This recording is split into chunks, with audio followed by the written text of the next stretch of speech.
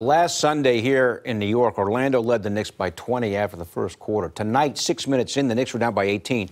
But as you mentioned, give Trey Burke and Enes Kanter credit because their efforts in the second quarter meant that the Knicks were only down by 1 at the half, and Burke went for another season high with the 31 points. And as a player, you kind of watch the start of the game, and you see the guys that are newly inserted into the starting lineup, and when they go out and give up 44 points in the first quarter, as a bench guy, you're motivated to get your team back into the game, and I bet that's what was going through Trey Burke's mind. He said, I got to get in this thing and just get aggressive and get it and show the coach that I'm going to get our team back into where we can kind of compete with this team, and that's what he did. He just took over in that second quarter. Screen and roll all day long with Enes Kanter. Reminded me of screen and roll last year with Kristaps Porzingis when they were so good at just making plays, and he was making plays for himself like that, Allen, and he's making plays for Porzingis. Burke can really score the basketball. That's what he came into this league doing. Coming out of Michigan, he was player of the year in college basketball because he looked to score.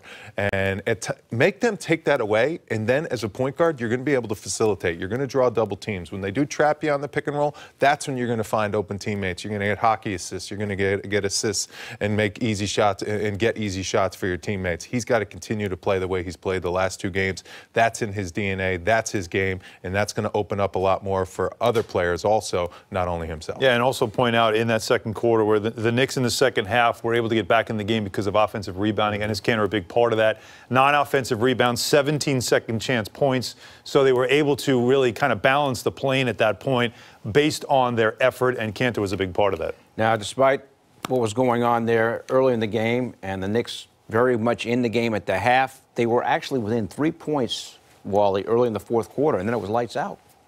Yeah, and that's the time where the Knicks got to figure out how to compete. And, you know, that's winning time. And that's something that it's a little alarming because it seems like this is happening over and over and over. Yeah. And it's not just one game, and they can't figure out a way to really clamp down. That's the problem. I mean, this is like a bad movie series where the same ending, right? Right. We know the story, we know the ending, and we keep watching the movie. And that's really what happens here. You know, Terrence Ross just started going off here. A couple of threes. And he can shoot. And this is where you wanted to see how do the Knicks respond. What was Trey Burke talking about? We get down, we start to feel sorry for ourselves. But I mean, some of Ross's shots guarding him too. That's the Knicks' supposed best perimeter defenders, and had a hand in his face. Now here you got to guard. You got to guard. That's not guarding. No. You know that's Knox, the young player. Yeah, that's miscommunication on the switch, and that's something that down the stretch of games you have to be more locked in mentally. Yeah. Now he came off the wing. I don't know if Moutier was guarding him. But he just goes, there's nobody on him, and he just free run at the rim. Yeah. These are all defensive issues that they're going to look at in film. You mentioned Frank Ntilikina, who after 3 quarters was plus 18. But he hadn't taken a shot, hadn't made a field goal, nothing. Like he had no other stat, but he was out there and you felt like he had a defensive impact. But in the fourth quarter, he ended up -8. All right, meantime for Orlando, Nikola Vucevic came into this game with 66 points in his last 2 games. He went for 36 last night against the Lakers.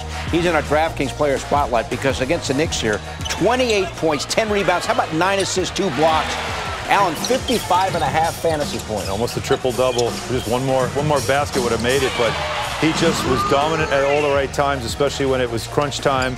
A lot of pick and roll with him. It's just a big, strong body. Now, Kanter was giving it to him at the other end, and Vucevic was also beating him down at the other end as well. And, you know, Vucevic got Mitchell Robinson in foul trouble, as well as Aaron Gordon got Kevin Knox. It was young players who started the game who really did struggle, but Vucevic has really dominated the Knicks. But over the last 3 games, he's dominated the NBA.